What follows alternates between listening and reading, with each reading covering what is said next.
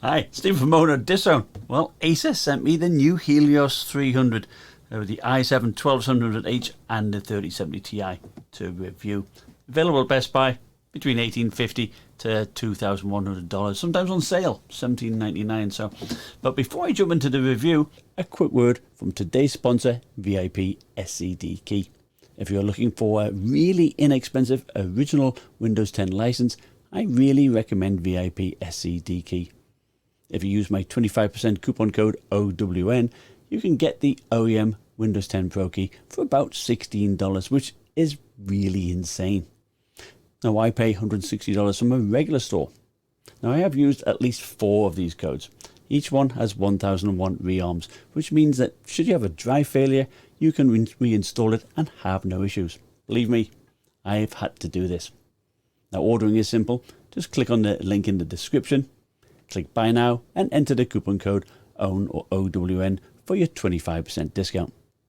Get the key from their user center, which can be entered when you are either installing Windows or do it actually within Windows via the activation settings. If you are building systems for friends and family, you can save a lot of money. I have had my keys running for about 1 year now, and I've had no issues at all. Alright, so what we get in the box, we get the warranty information. Oh no, we get some freaking crazy stickers. Jeez. Hate stickers. We get a setup guide as well, so in case you don't know how to set up a laptop. And we get the Predator Premium service, so just telephone numbers and chat details there. Now, a nice little bonus, look, you do get this nice big sleeve so you can carry it around in. Looks very good, so that's an extra bonus. That must be where the extra $400 comes in. Because remember last year that was around about $1,300 with the Helios 300. Now it's about $1,850. But anyway, that aside, we'll talk about that later. So also power supply. Since this comes with a 3070 Ti and the i7 12700H CPU, and the 3070 Ti is a 150 watt power. We got a bigger power brick. We got a 280 watt power brick, and it takes up quite a bit of area, but it is slim, so you know it still should be okay in your bag. And of course, it adds a bit of weight, of course. So we also have 16 gigabytes of DDR5 4800 megahertz RAM, and we have 1 terabyte SSD. And of course, no doubt, it's got 2 slots, so you can upgrade that. And we'll take a look inside in a little bit. Now, I have made some changes. First thing that strikes me is the lid. It looks a lot better. You can see even from this angle here. It looks so much better, doesn't it? We've got, you know, a brushed look here and an anodized aluminium here. Now, it is, as I say, it's an aluminium lid. And also, you know, we used to have like a gamery decals here, I would call it, lines, and bang in the middle was the logo. Now here the logo is up at the top, and it's more subtle, isn't it? It looks better, looks a bit more professional. You could probably take this more into class or into a meeting perhaps, and you know you're not going to say, "Hey, look at me, I'm a gamer." So, but still, I do like that. The hinges are also nice and stiff, so they actually are bigger as well, and you can still open it up with one hand. Now you'll notice also if you look at the front here, there used to be, I think, a plastic sheath here, I guess, in a way, but had the activity lights. You don't have that anymore, so I do like the look of it. Another big difference I noticed. It used to be angular here at the lid, didn't it? Now it's more a straighter square cut. I like that as well. As for the keyboard and everything, keyboard deck, that's also made out of aluminium. We have the air intakes here. Slightly different design compared to before. Before we had like grooves like that. So I think this looks nicer. We have the turbo button here, which is same as before. The power button here. Still have the separate number pad. The keyboard layout is the same as it was before. Now the only difference that I can see We used to have blue accents around the arrow keys before, and also the keys before had, you know, white paint around them, which in a way I did quite like because it did make them stand out in a fairly subdued light. But what we do have here, we have mini LEDs for the keys. Well, before, if I remember rightly, it was per zone, per zone RGB. Here we've got per key with the various patterns, of course. So that is nice. Not in the LEDs, it should be brighter, shouldn't it? And there's a very subtle light bar at the front edge. Trackpad is exactly the same as before. Black anodized aluminium. It does leave a few smudges, as does the lid. I notice here. You can get a few smudges here as well. Up the top here for the webcam, that's a big improvement. We now have a 1080p webcam. So, although it's clear, the microphone though, out of sync with my lips. So it's like being dubbed. Now, one good thing though, this is with the max fan going. It does a good job of cutting out that fan noise. The 3060 is now 140 watts compared to 100 watts before max. So, as you probably know, Acer increased the price of the Helios 300, separating it from the Nitro series, which is their budget line, and it's still a mid-range, but it's a little bit higher price, a bit closer to the Triton series, which is of course the top of the line. Now, ports-wise, they have changed it from the previous. Now, the previous model on the left-hand side had RJ45, 2 USB Type A's and a headphone mic jack. So this model has RJ45, just one USB 3.2 Type A and the headphone mic jack. Now, the right-hand side, fair bit of change here. On the previous model, had the Thunderbolt 4 port, one USB Type A, HDMI and display port. So I had the video out on the right-hand side. Now that has now been moved to the rear. So on the rear we have the power connector, just as before, the Thunderbolt 4 port, HDMI 2.1 and a mini display port 1.4, whilst on the right hand side we now have the activity indicators and 2 USB 3.2 Type A ports. So if we take a look at underneath, things that jump out at me straight away are larger feet. We do have larger feet, going to give you better grip on the table, and also you've got some good clearance, for bringing cool air in. And what I do like to see here, we definitely do have better air intakes over the fans. We had them, they were okay before, but definitely more open here, as they are in the middle, so cool air can be brought in over the heat pipes. We have some big speaker grills here. So I think, it's just a plastic base as it was before, but the cooling does seem better, which you probably need to do with having more power. So getting inside, very straightforward. Phillips head screws, no security warranty stickers like MSI has, cough cough. So that's refreshing to see. We have the 3070 Ti here and the 12700H here. We do have 2 shared heat pipes. Of course, we've got some separate ones here and 4 heat sinks altogether. The fan's a bit on the small side, but plenty of fins. And here we do have a heatsink cover for the RAM. You do have the thermal pads, which is nice to see there to keep that cool. We have a killer 1657i Wi-Fi card and a PCI Express Gen 4 SSD here. That's fast, 6,500 megabytes per second read and 4,866 megabytes per second write. So it's nice and fast, and you do have a second slot open here for expandability. Now, compared to last year, we had a 59 watt hour battery here. We have a 90 watt hour battery, so that's thumbs up for me. Expect around about 5.5 hours runtime, I expect, and some nice large stereo speakers here. I was very impressed with the screen. It's a 15.6 inch 240Hz IPS panel, Quad HD, so 2560 by 1440, and it's very sharp and looks pretty bright. Actually, it's 300 nits with good color gamut of 99% of sRGB, 87% of Adobe RGB.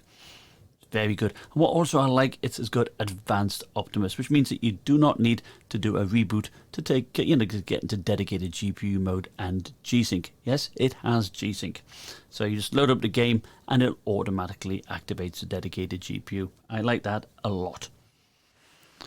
So you get 4 power modes. You get quiet mode,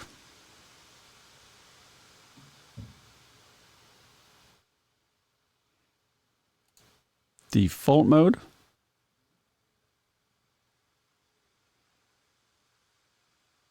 extreme mode,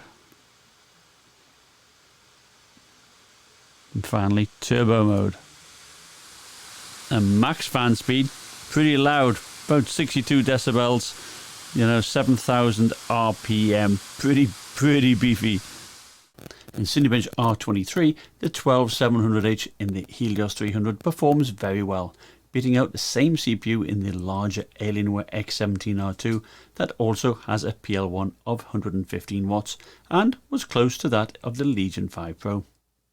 Now this chart shows that you have to be careful and not just pick a CPU because it is supposed to be better, such as the 12900HK or the 12800H, if they run at a lower power. One can argue that the lower powered CPUs will use less fan noise, but to be fair, the Helios quiet mode is 44 decibels and the default mode is only 49 decibels. The CPU score in TimeSpy was lower than I expected, this time matching the 12800H in the Razer Blade 17, but falling behind the other systems with the same CPU. And for the TimeSpy GPU score, a max score of 10,413 in turbo mode was 22% behind the 175W 3080 Ti in the Alienware X17R2 and was even behind the 125W 3070. But I would assume this is an anomaly, as we see how it fares against the Razer Blade 17, also with the 150W 3070 Ti in 2 games. In Assassin's Creed Valhalla, there was only a 2 FPS difference between them. Around 72 FPS, ultra high settings at QHD is a good result. I ran the Helios 300 using turbo mode and the Razer with the max fan. The difference in fan noise is very noticeable, 61 decibels for the Helios 300 versus 52 decibels for the Razer Blade 17. But you do get lower temperatures. So if your ambient temperature is quite high, then you will have more leeway with the Helios 300. But if fan noise is an issue for you and you decide to use the default mode, you will lose about 10% in frame rate, which is not ideal. We see the same situation in Far Cry 6. Performance in turbo mode is similar to the Razer Blade 17 at the expense of fan noise, but lowering the thermals. Quiet mode is only 44 decibels. Default 49 decibels, whilst extreme and turbo modes are about the same as 60 decibels. But turbo mode is some 24% faster than default mode, and for many this is a trade-off that they cannot accept. One might as well get a regular 3070 laptop and save some money. Here is Battlefield 2042 using ultra settings at 2560 by 1440 in a 128 player map using the default power profile. You do get good GPU utilization, but the 3070 Ti generally runs at about 120 watts, but all is nice and cool. 1% lows were in the low 20s, and there was an occasional dip that was noticeable. Average frame rate was about 70, and turbo mode didn't seem to improve things here. In Shadow of the Tomb Raider DX12 higher settings, again at the native QHD resolution, turbo mode definitely shows about 10 watts extra for the 3070 Ti, and the 12700H is using about 15 watts more, and you get an extra 10% in performance. So with default mode generally being about 10% less performance than say extreme performance or turbo mode, I wanted to try and keep turbo mode, extreme performance, that type of performance, but with a less fan noise. So they do have a custom fan option where you can move some sliders to reduce the fan noise. Now unfortunately that did not work for me. The fan speed stayed the same. So what I'm going to do in the live stream, I'm going to uninstall Predator Sense, reinstall it and see if that fixes the issue. Or if not, it could well be a BIOS update. So what did I think of the new Helios 300? Well, I must say I do prefer the design than the previous model. It's been updated and it does look quite sharp. I do like the two-tone pattern you've got here, although it does leave quite a few fingerprints of course, and I do like the smaller emblem here. does look a lot cleaner and a bit more professional. The keyboard is also very good. I do like the mini LED lighting there, so the lighting looks sharper than last time. Other than that, the keyboard layout is the same as is the trackpad, but you know, it's a metal deck, so it does look nice. Of course, you've got the turbo function there, which you do need, and that leads me to like something which is a shame. You do need the turbo or the extreme performance mode to give the true power to the 3070 Ti and also to the 12700H. Otherwise, you know, in default mode, you know, it's close to like a 3070s, a regular one. Now retail price is about $2,100, which is fair, particularly if you're running it on turbo or extreme performance mode. But I'd be inclined to wait for a sale. Now Best Buy have had it at around $1,799. If you see that, then it's certainly worth picking up because the screen is very, very nice. I did like the screen. Very sharp, QHD, good colours, 87% of Adobe RGB, that is good. It's 300 nits, you know, full brightness. 50%, it's around about 95 nits. As you drop down there, it gets a bit dimmer. It doesn't really translate to a super great battery life, which was a shame because with the 90 watt hour battery in here, I was hoping for a little bit more. Acer said around about 5.5 hours. I got more like about 4 hours runtime streaming YouTube at 50% brightness. The other thing which I found was a bit of a shame was the Wi-Fi card was very, I don't know, not very fast, I would say. Typically downloading games, I would get perhaps 50 to 60 megabytes per second.